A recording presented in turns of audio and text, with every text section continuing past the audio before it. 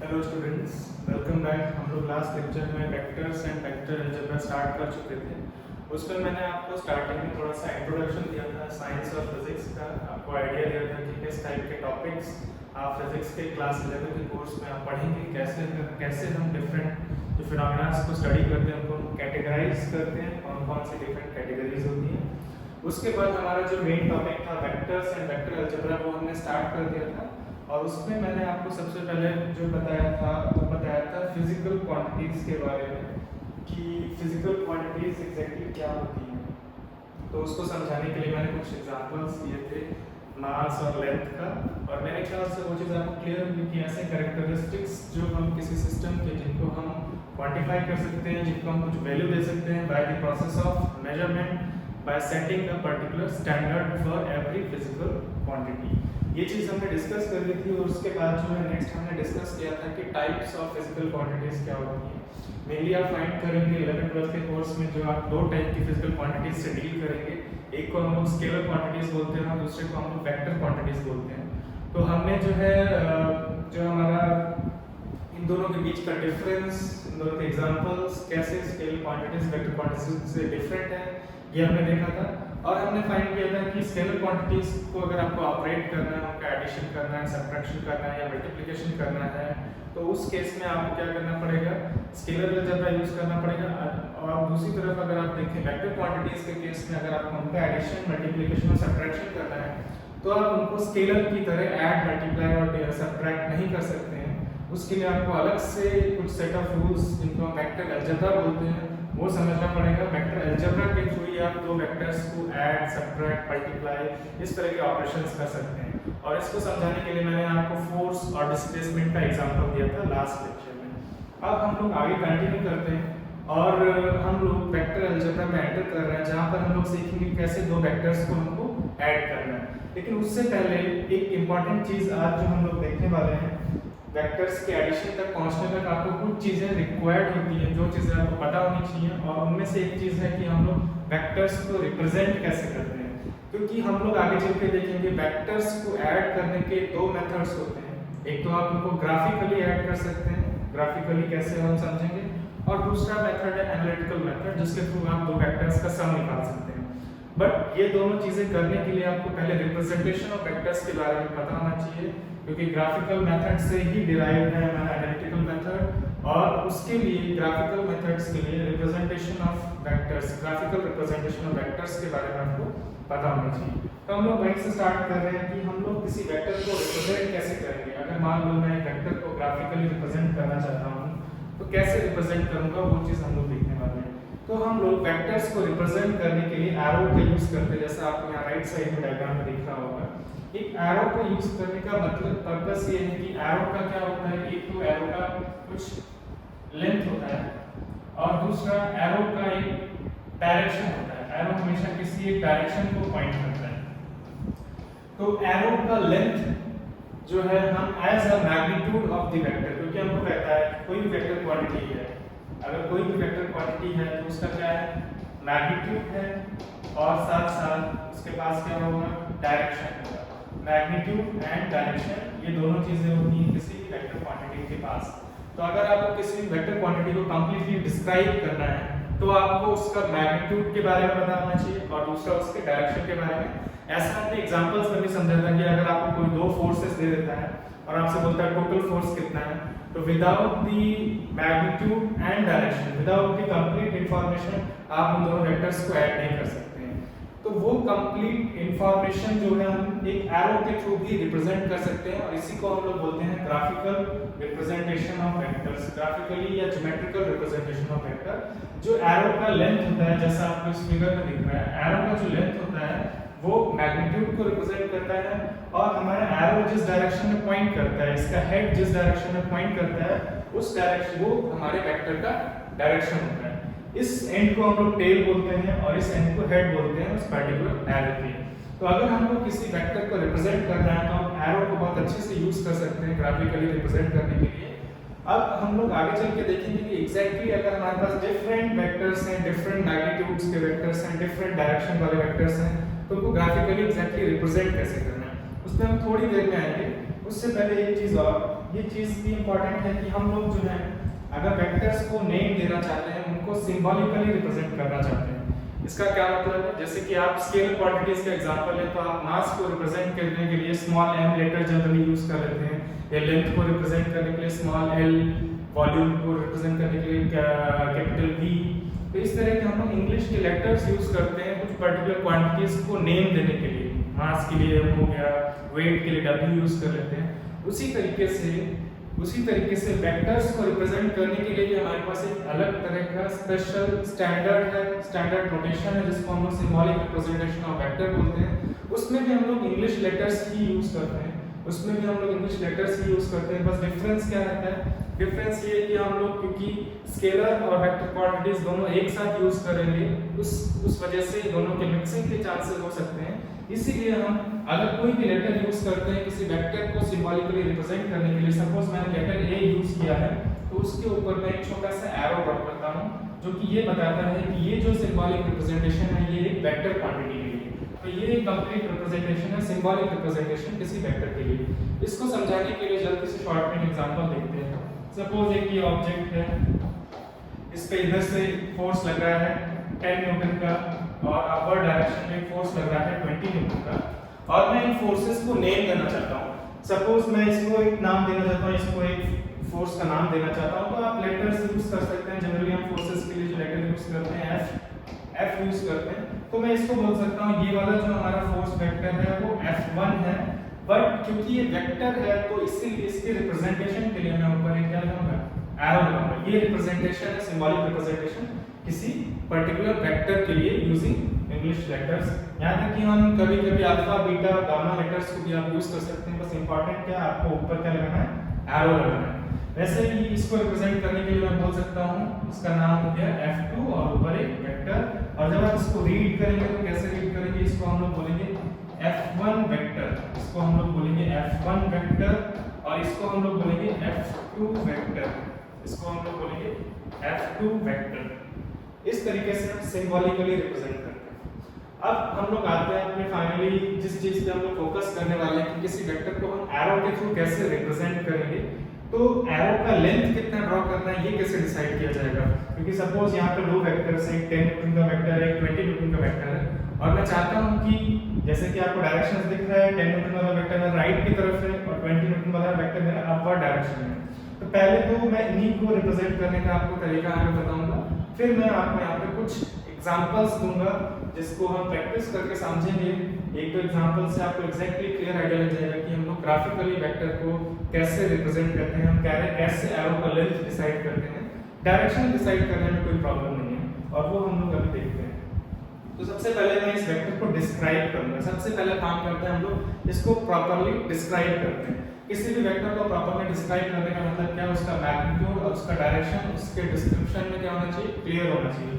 तो सबसे पहले ये वाला वेक्टर है, जैसा कि हमको दिख रहा है कि राइट डायरेक्शन में, या फिर मैं बोल सकता हूँ सपोज मैं यहाँ पे डायरेक्शंस ड्रॉ कर लेता हूँ, ये नॉर्थ है, ये साउथ है, ये ईस्ट और ये वेस्ट है। ये डायरेक्शन ड्रॉ कर लिए। अब इन वेक्टर्स को डायरेक्शन देना इजी हो जाएगा। आप जो भी कन्वीनियंट तरीका यूज करना चाहते हैं वो कर सकते हैं डायरेक्शन देने के लिए। जैसे कि आप इसको राइट की तरफ और इसको अपर डायरेक्शन में भी बोल सकते हैं with respect to this plane.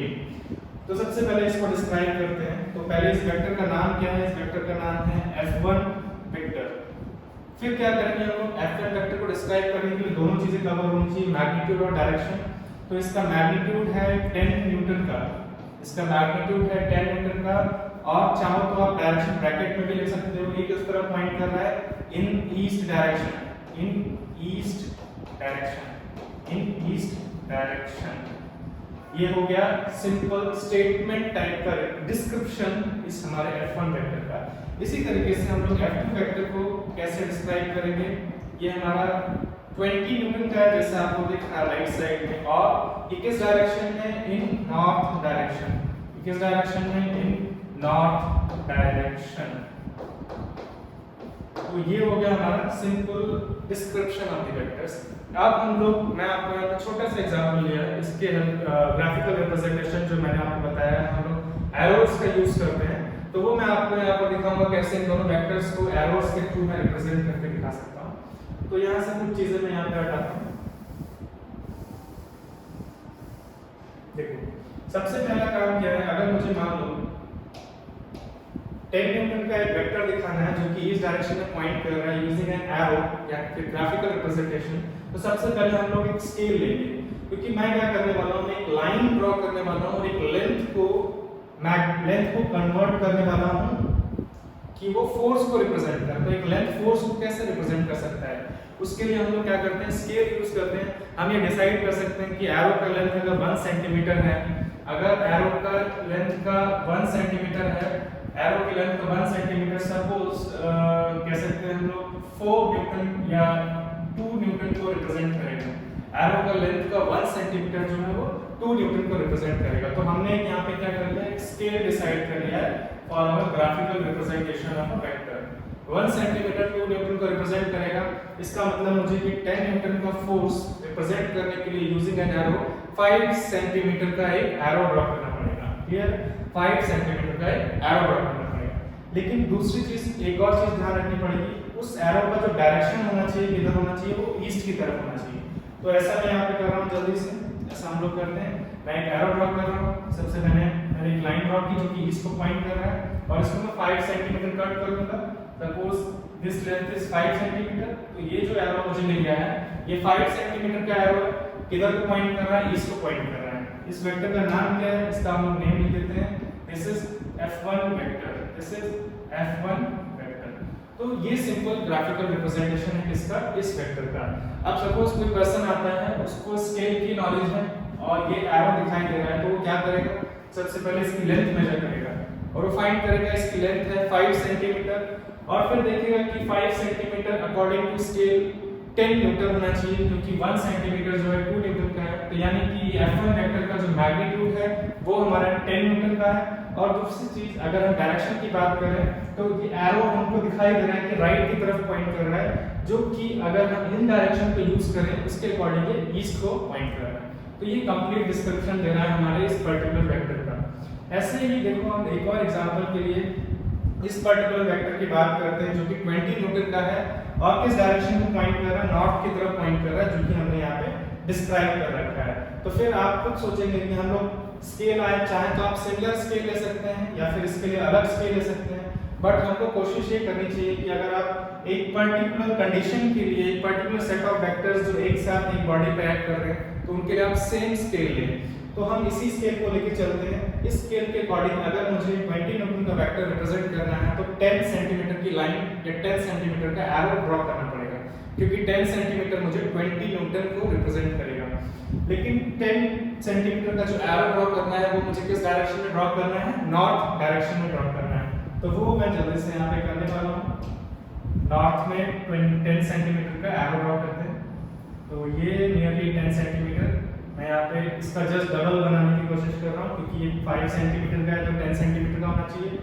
और दूसरी चीज, इसका नेम क्या रखा है हमने, इसका नाम है f2 और इसके ऊपर एरो लगाना जरूरी है, अदरवाइज क्योंकि एरो मुझे क्लियरली बताएगा कि ये वेक्टर क्वांटिटीज है, ये दोनों वेक्टर क्वांटिटीज है। तो यहाँ पे हमने यहाँ पे जो कुछ भी किया, ये क्या किया, ये हमने इस पर्टिकुलर f1 वेक्टर को और f2 वेक्टर को ग्राफिकली रिप्रेजेंट किया है। ये मेथड है ग्राफिकल रिप्रेजेंटेशन का।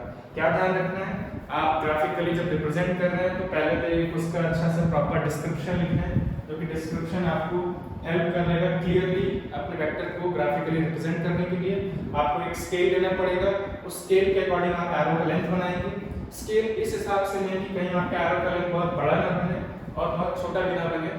आपकी नोटबुक में जिस भी सरफेस पे आप ड्रॉ कर रहे हो वहाँ पे विजिबल होना चाहिए, जैसा मैंने यहाँ पे किया है कि 1 सेंटीमीटर इक्वल्स टू 2 न्यूटन एक सफिशिएंट और गुड अच्छा स्केल जिसमें 5 सेंटीमीटर और 10 सेंटीमीटर के एरोस को ड्रॉ कर सकता हूँ 10 न्यूटन और 20 न्यूटन के फोर्सेस को रिप्रेजेंट करने के लिए। तो ये तरीका है कैसे हम वेक्टर्स को रिप्रेजेंट करते हैं ग्राफिकली। अब मैं यहाँ पर इसके लिए कुछ और एग्जांपल्स की हम लोग प्रैक्टिस करेंगे जिससे हमको ग्राफिकल रिप्रेजेंटेशन पूरी तरीके से क्लियर हो। तो इसके लिए हम लोग नेक्स्ट कुछ और एग्जांपल्स देखने वाले हैं जो कि हमारे नेक्स्ट स्लाइड में है, और देखते हैं क्या एग्जांपल्स हैं हमारे पास। तो हमारे पास यहाँ पर कुछ पिक्चर्स हैं जिसमें कि कुछ पर्टिकुलर कंडीशंस दे रखी हैं जिसमें कि हम देख सकते हैं, आप फाइंड करेंगे कि इन कंडीशंस में कहीं ना कहीं आपको वेक्टर क्वांटिटीज मिल जाएंगी जो जिससे जिससे आप फेमिलियर हैं। जैसे कि अगर हम यहाँ पे नोटिस करें तो ये दो बॉयज हैं जो कि इस पर्टिकुलर ब्लॉक को क्या कर रहे हैं, एक तो इसको पुल कर रहा है और दूसरा इसको पुश कर रहा है। तो इसका मतलब अगर हम यहाँ पे नोटिस करें तो यहाँ पे दो फोर्स वेक्टर्स हमको दिखाई दे रहे हैं जो कि इस पर्टिकुलर ब्लॉक पे एक्ट कर रहे हैं। हमारा फर्स्ट जो बॉय है वो लेफ्ट की तरफ फोर्स एक्सर्ट कर रहा है और सेकंड वाला भी लेफ्ट की तरफ ही फोर्स एक्सर्ट कर रहा है। दूसरे केस में अगर देखें तो यहाँ पे क्या रिप्रेजेंट करने की कोशिश की गई, एक व्हीकल है जो कि राइट डायरेक्शन में जा रहा है। तो ये व्हीकल अगर राइट डायरेक्शन में जा रहा है तो इसका मतलब इसकी कुछ वेलोसिटी होगी और ये किस डायरेक्शन में, राइट डायरेक्शन में। तो ये एक वेलोसिटी वेक्टर को रिप्रेजेंट करने के लिए हमने यहाँ पे पिक्चर दिया और इस केस में आप देख सकते हैं ये इनिशियल पोजीशन यहाँ पर मार रहे हैं और इस वाले डायग्राम में यहाँ पे फाइनल पोजीशन मार रहे हैं। मतलब ये किसी तरीके से हमें एक पाथ बता रहा है किसी ऑब्जेक्ट का जो कि इस इनिशियल पोजीशन से इस डायरेक्शन में मूव किया है, फिर इस डायरेक्शन में मूव किया है और फाइनली इस डायरेक्शन में रीच किया है। तो यानी कि अगर हम यहाँ पे नोटिस करें तो यहाँ पर हम एक डिस्प्लेसमेंट वेक्टर की बात कर सकते हैं क्योंकि हमको पता है डिस्प्लेसमेंट जो है हमेशा इनिशियल पोजीशन से फाइनल पोजीशन की तरफ होता है। तो एक एक करके यहाँ पर जो आपको वेक्टर्स दिख रहे हैं अगर हम नोटिस करें 1 2 3 4, इन चारों वेक्टर्स को मैं जल्दी से आपको ग्राफिकली रिप्रेजेंट करके दिखाऊंगा और यहाँ से आपको सारी चीजें क्लियर होंगी कि कैसे आपको किसी वेक्टर को ग्राफिकली रिप्रेजेंट करना है। तो सबसे पहली चीज मैं यहाँ पे क्या करूंगा कि मैं इन फोर्सेस के लिए कुछ वैल्यूज ले लेता हूँ। सपोज जैसे कि ये पुश कर रहा है, इसको कुछ फोर्स है तो मैं मान लेता हूँ ये जो पुश कर रहा है पर्सन या ये बॉय 10 न्यूटन का फोर्स यहाँ पे अप्लाई कर रहा है और ये भी यहाँ पर जो फोर्स अप्लाई कर रहा है मान लेते हैं 5 न्यूटन का फोर्स अप्लाई कर रहा है। अब ये दो फोर्सेस को मैं वेक्टरली रिप्रेजेंट करने वाला हूँ और इसके लिए मैं क्या करूँगा, सबसे पहले डायरेक्शंस ले लेता हूँ। यहाँ पे डायरेक्शंस को कैसे दिखाएंगे, इसको मैं नॉर्थ ले रहा हूँ तो ये साउथ होगा, नॉर्थ के राइट में ईस्ट और ईस्ट के अपोजिट में वेस्ट होगा। इन डायरेक्शंस को हम लोग यूज करेंगे। तो सबसे पहला काम क्या है, हमारे पास दो फोर्सेस हैं 5 न्यूटन और 10 न्यूटन का। सबसे पहला काम है इनको कुछ नेम देना, तो मैं इसको नेम दे दे रहा हूँ। इसको मैं बोल दे रहा हूँ ए वेक्टर। इस फर्स्ट वाले केस में इसको बोल दे रहा हूँ मैं ए वेक्टर है ये मेरा और ये वाला मेरा बी वेक्टर है, ए वेक्टर एंड बी वेक्टर। अब देखते हैं, सबसे पहले मैं एक स्केल लूंगा, मुझे 5 न्यूटन और 10 न्यूटन का फोर्स को रिप्रेजेंट करना है। तो सबसे अच्छा होगा कि मैं 1 centimetre is equal to 2 newton ले लूं। तो ये भी एक अच्छा स्केल है, 1 सेंटीमीटर जो है वो 2 न्यूटन का हो गया है। और सबसे पहले मुझे क्या ड्रॉ करना है, सबसे पहले इस पर्टिकुलर वेक्टर को रिप्रेजेंट करते हैं ए वेक्टर को। तो ए वेक्टर के बारे में शॉर्ट में मैं थोड़ा सा लिखता हूँ। ए वेक्टर जो है वो क्या है, ए वेक्टर जो है वो कितना है, 5 न्यूटन का है। इसका डिस्क्रिप्शन मैग्नीट्यूड हो गया और साथ साथ मुझे डायरेक्शन बताना है। तो मैं बहुत शॉर्ट में लिख सकता हूँ, यहाँ पे सिंपली मुझे दिख रहा है ये लेफ्ट की तरफ पॉइंट कर रहा है और लेफ्ट की तरफ का डायरेक्शन हमने वेस्ट लिया है, तो इसका मतलब ये वेस्ट डायरेक्शन है। ये हो गया मैग्नीट्यूड और ये हो गया इसका डायरेक्शन। ऐसे ही मैं दूसरा जो हमारा बी वेक्टर है इसको भी जल्दी से रिप्रेजेंट करता हूँ, डिस्क्राइब करता हूँ। बी वेक्टर का जो मैग्नीट्यूड है वो 10 यूनिट का है, 10 यूनिट का है और ये किधर पॉइंट कर रहा है, ये वेस्ट की तरफ, ये भी वेस्ट की तरफ पॉइंट कर रहा है। अब जल्दी से हम लोग क्या करेंगे, इसको क्या करेंगे, रिप्रेजेंट करेंगे। और उसके लिए सबसे पहले हमने ये स्केल ले लिया है 1 सेंटीमीटर इक्वल्स टू 2 न्यूटन। तो अगर मुझे ए वेक्टर को रिप्रेजेंट करना है तो आप कैलकुलेट कर सकते हैं कि हमको 2.5 सेंटीमीटर का एक लाइन ड्रॉ करना होगा। 2.5 सेंटीमीटर क्या बताएगा, 5 न्यूटन बताएगा, क्योंकि 1 सेंटीमीटर जो है 2 न्यूटन बताता है। तो इसको मैं ड्रॉ करता हूँ, एक एरो ड्रॉ करना है और क्या ध्यान रखना है, एरो किस डायरेक्शन में ड्रॉ करना है, वेस्ट डायरेक्शन में। तो ये मैंने ड्रॉ कर दिया एरो। सपोज ये 2.5 सेंटीमीटर का ही है, तो ये हमारा क्या हो गया, ए वेक्टर। नेक्स्ट मुझे क्या ड्रॉ करना है, नेक्स्ट मुझे ड्रॉ करना है बी वेक्टर को। बी वेक्टर का मैग्नीट्यूड 10 न्यूटन का है। अकॉर्डिंग टू स्केल मुझे 5 सेंटीमीटर का एरो ड्रॉ करना होगा, मतलब इस लेंथ का जस्ट डबल, इस लेंथ का जस्ट डबल। तो ये बना दिया मैंने, इस लेंथ का डबल एरो और इसका नाम क्या रखूंगा मैं, बी वेक्टर, क्योंकि ये बी वेक्टर को रिप्रेजेंट कर रहा है। तो इस तरीके से बहुत इजीली देखो हमने इन दोनों वेक्टर को रिप्रेजेंट कर दिया है। यही चीज आप देखते हैं इस पर्टिकुलर केस में, इसको हम लोग वेलोसिटी बोलते हैं। वेलोसिटी भी एक वेक्टर है। वेलोसिटी होता है कि किसी भी ऑब्जेक्ट की, किसी भी व्हीकल की, जैसे यहाँ पर है, उसकी स्पीड एक पर्टिकुलर डायरेक्शन में, अगर आप उसकी स्पीड के साथ साथ किस डायरेक्शन में वो जा रहा है उस पर्टिकुलर इंस्टेंट पे बताते हैं, तो उसको एक साथ हम बोलते हैं वेलोसिटी। तो वेलोसिटी एक ऐसी क्वांटिटी है जिसका मैग्नीट्यूड और डायरेक्शन दोनों होता है। तो इसीलिए मैं यहाँ पर एक एग्जांपल लेता हूँ। सपोज ये हमारा जो व्हीकल है ये 50 किलोमीटर पर आवर से जा रहा है, 50 किलोमीटर पर आवर से जा रहा है और आपको दिख रहा है किस डायरेक्शन में जा रहा है, इस डायरेक्शन में। तो सबसे पहले इसको नेम देते हैं और इसका डिस्क्रिप्शन कंप्लीट करते हैं। इसका नाम मैं ले लेता हूँ सी वेक्टर। सी वेक्टर एक हमारा वेलोसिटी वेक्टर है जो कि 15 किलोमीटर पर आवर मैग्नीट्यूड का है और इसका डायरेक्शन किधर है, इसका डायरेक्शन ईस्ट की तरफ है, ये ईस्ट को पॉइंट कर रहा है। ठीक है, नेक्स्ट इसको रिप्रेजेंट करने के लिए आपको पता है क्या करना है, हमको सबसे पहले एक स्केल लेना होगा। तो मैं एक स्केल ले लेता हूँ कि 1 सेंटीमीटर इक्वल्स टू, एक अच्छा स्केल क्या होगा, 10 किलोमीटर पर आवर लेना। 10 किलोमीटर पर आवर लेने का मतलब मुझे 50 किलोमीटर पर आवर को रिप्रेजेंट करने के लिए सिर्फ 5 सेंटीमीटर का लाइन ड्रॉ करना होगा, जो कि एक अच्छी लेंथ है एक नोटबुक के साइज के अकॉर्डिंग, जो कि क्लियरली विजिबल होगा। अब हम इसको ड्रॉ करते हैं। इसका नाम मैंने क्या लिखा है, सी वेक्टर। तो मैं इसको ड्रॉ करने वाला हूं, मुझे किस डायरेक्शन में ड्रॉ करना है, ईस्ट डायरेक्शन में। एरो का लेंथ कितना होना चाहिए, 5 सेंटीमीटर होना चाहिए। तो ये 5 सेंटीमीटर का एरो ईस्ट डायरेक्शन में, let's name it is c vector. So this graphical representation is complete, which is very easy. Next हम लोग इस वाले केस पे आते हैं। इस केस में देखो क्या करना है हमको। सबसे पहले यहाँ पर हम लोग देखते हैं कि डिस्प्लेसमेंट, हमने पढ़ा है कि डिस्प्लेसमेंट जो हमेशा क्या होता है, shortest distance between initial and final position होता है, और उसका डायरेक्शन जो होता है इनिशियल पोजीशन से फाइनल पोजीशन की तरफ होता है। उसको मैं यहाँ पे ड्रॉ कर देता हूँ।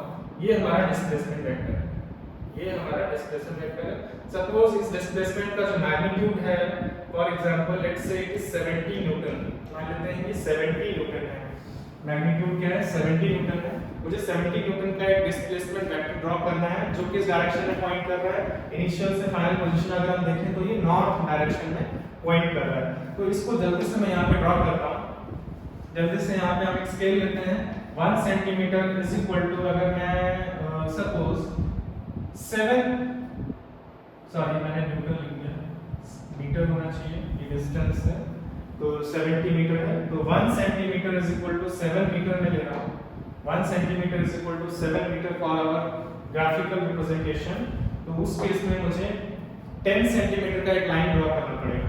तो इस केस में मुझे 10 सेंटीमीटर का एक एरो ड्रॉ करना पड़ेगा जो किस डायरेक्शन को पॉइंट करेगा, अपवर्ड डायरेक्शन को। तो सबसे पहले इसका एक शॉर्ट डिस्क्रिप्शन लेते हैं। इसको मैं नाम दे देता हूँ डी वेक्टर, जिसका मैग्नीट्यूड है 70 मीटर का, जो कि नॉर्थ डायरेक्शन में पॉइंट कर रहा है, जो कि नॉर्थ डायरेक्शन में पॉइंट कर रहा है। और इसको फटाफट से हम ड्रॉ करते हैं। ये कितना, 10 सेंटीमीटर का एरो अपवर्ड डायरेक्शन को पॉइंट करना चाहिए।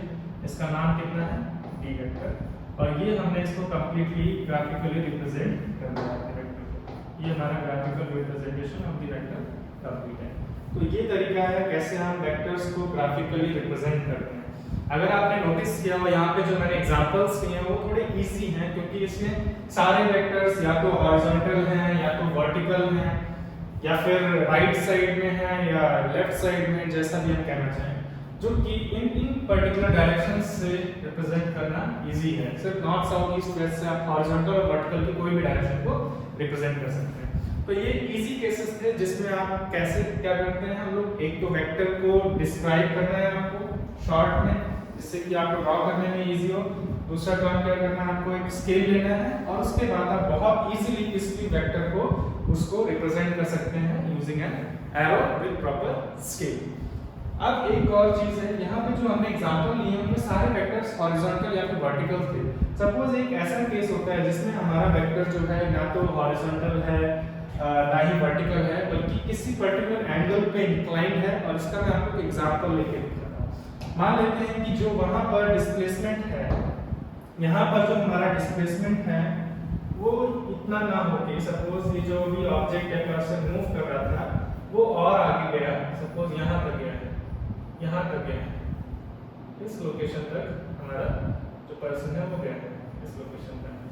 अब इधर पे अगर हम नोटिस करें, अगर मैं डिस्प्लेसमेंट वेक्टर को ड्रॉ करना चाहूँ या डिस्प्लेसमेंट देखूँ, तो ये हमारी फाइनल पोजीशन होगी। उस केस में हमारी फाइनल पोजीशन कौन सी है, ये वाली है। तो इनिशियल और फाइनल पोजीशन के बीच का जो डिस्टेंस है ये होगा, और हमारा जो डिस्प्लेसमेंट है वो इनिशियल से फाइनल पोजीशन की तरफ इस तरीके से होगा। अब अगर आप यहाँ पे प्रॉपर्ली नोटिस करें तो हमारा जो वेक्टर है एक्चुअल में ना तो ये ईस्ट, ना तो वेस्ट, ना तो साउथ, ना तो नॉर्थ डायरेक्शन में है, एक्चुअल में किसी बीच के डायरेक्शन में पॉइंट कर रहा है। और इसको कैसे रिप्रेजेंट करें वो पार्ट हम लोग यहाँ पर सीखने वाले हैं। इस पर्टिकुलर केस में इस वेक्टर को कैसे रिप्रेजेंट करना है वो हम देखने वाले हैं। तो देखो इस केस में जो तरीका मैं आपको अभी बताने वाला हूँ, ये बहुत अच्छा तरीका है, ये बहुत जनरल तरीका है। इसको अगर आप यूज करते हैं तो आप ये सारे केस भी रिप्रेजेंट कर सकते हैं और कोई भी केस के लिए रिप्रेजेंट कर सकते हैं। वो तरीका क्या है? सबसे पहली चीज, हमको मैग्नीट्यूड रिप्रेजेंट करना है तो उसमें तो कोई प्रॉब्लम नहीं है, हमको पता है। सपोज इस वाले वेक्टर का जो लेंथ है वो 80 मीटर का है, सपोज इसका डिस्प्लेसमेंट जो है वो 80 मीटर का है, तो इसका मतलब मुझे एक एरो ड्रॉ करना होगा।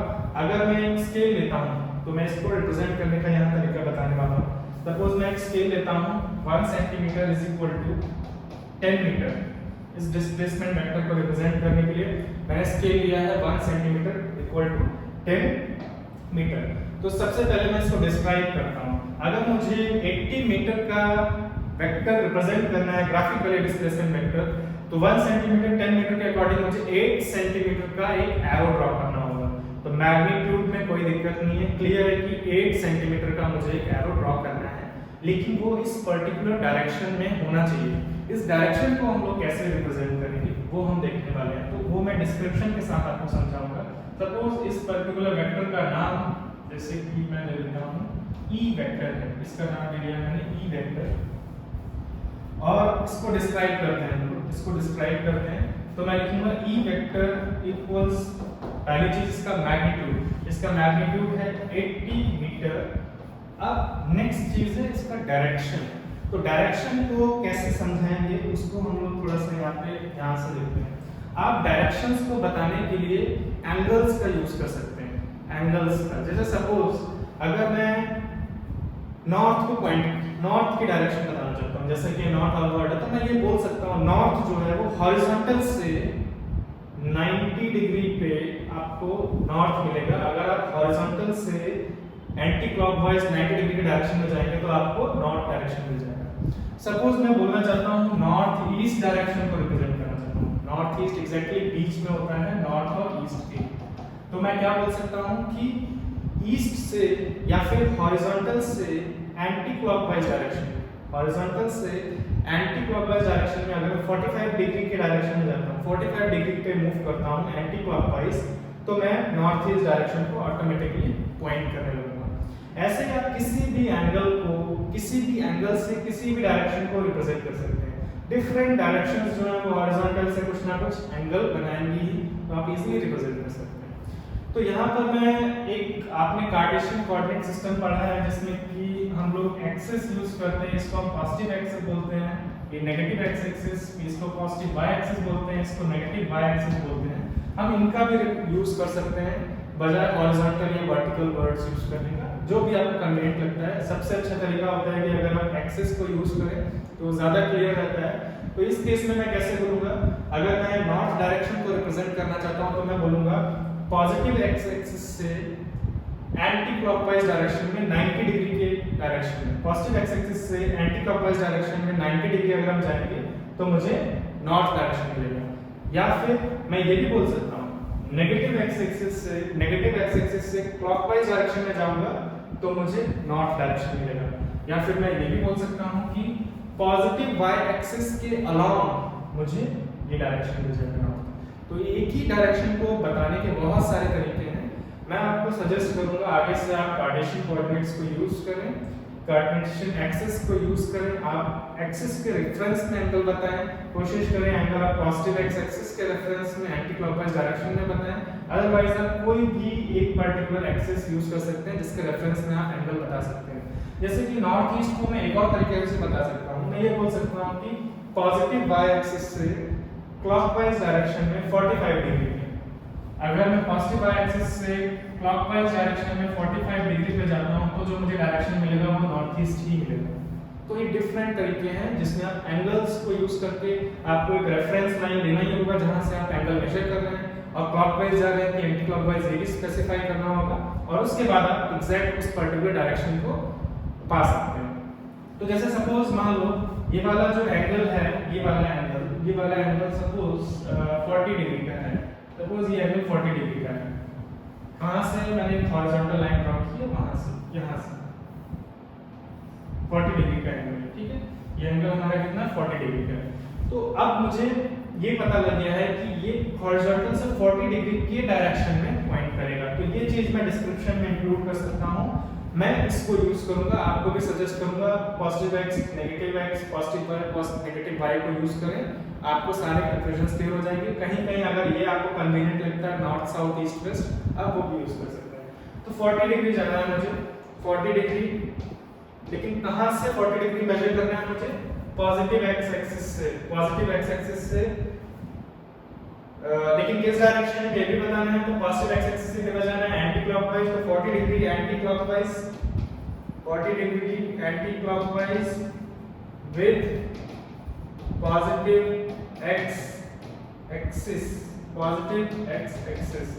अब इसका डिस्क्रिप्शन कंप्लीट है कि ये पर्टिकुलर वेक्टर क्या कर रहा है, पॉजिटिव एक्स एक्सिस से एंटी क्लॉकवाइज डायरेक्शन में 40 डिग्री का एंगल बना रहा है और इसका मैग्नीट्यूड 80 मीटर का है। अब मैं इसको रिप्रेजेंट कर सकता हूँ। एक बार आपने डिस्क्राइब कर दिया प्रॉपर्ली वेक्टर को, उसको रिप्रेजेंट करना बहुत इजी हो जाता है ग्राफिकली। तो इसका मतलब मुझे क्या करना है, पहला काम करना है, मुझे एक रेफरेंस लेना होगा जो कि पॉजिटिव एक्स एक्सिस है, उससे मुझे एंटी क्लॉकवाइज डायरेक्शन में एंगल मेजर करना होगा 40 डिग्री का। तो यहाँ से मैं एंगल मेजर करूंगा थ्रू द प्रोटेक्टर और 40 डिग्री पे एक लाइन ड्रॉ करूंगा। नेक्स्ट मुझे जो एरो ड्रॉ करना है, एरो जो मुझे ड्रॉ करना है वो 8 सेंटीमीटर का होना चाहिए। तो मैं इसको क्या करूंगा, मेजर करूंगा, इस पर्टिकुलर डायरेक्शन में एरो होना चाहिए, इस पर्टिकुलर 40 डिग्री के डायरेक्शन में एरो होना चाहिए और उसको मैं कट करूंगा कितना, 8 सेंटीमीटर के इक्वल और एरो होगा। ये मेरा क्या हो गया, ई वेक्टर, जो कि क्या है, डिस्प्लेसमेंट वेक्टर है। अब कोई अननोन पर्सन जिसको इसके बारे में नहीं पता है, वो ई वेक्टर को जानना चाहता है, तो आएगा, उसको दो चीजें चाहिए होंगी। पहली चीज क्या चाहिए उसको, एक तो स्केल चाहिए। उसने देखा कि स्केल जो है 1 सेंटीमीटर इक्वल टू 10 मीटर के अकॉर्डिंग बना है। फिर वो क्या करेगा, इस एरो का लेंथ मेजर करेगा और वो फाइंड करेगा एरो का लेंथ जो है हमारा 8 सेंटीमीटर का है। इसका मतलब हमारा जो वेक्टर है उसका मैग्नीट्यूड 80 मीटर का है, मैग्नीट्यूड मिल गया। दूसरा डायरेक्शन के लिए वो देखेगा कि ये 40 डिग्री के एंगल पे है पॉजिटिव एक्स एक्सिस से, तो एक पर्टिकुलर डायरेक्शन में किस डायरेक्शन में पॉइंट कर रहा है ये भी हमको पता लग गया। तो दोनों चीजें कंप्लीट हो गई। तो इस तरीके से आप किसी भी वेक्टर को यूजिंग एंगल्स रिप्रेजेंट कर सकते हैं। एक चीज मैं आपको और क्लियर कर देता हूं, यहाँ पे जो मैंने डिस्क्रिप्शन दिया है उसमें मैंने पॉजिटिव एक्स एक्सिस जो है हमारा रेफरेंस लाइन लिया है। आप रेफरेंस लाइन को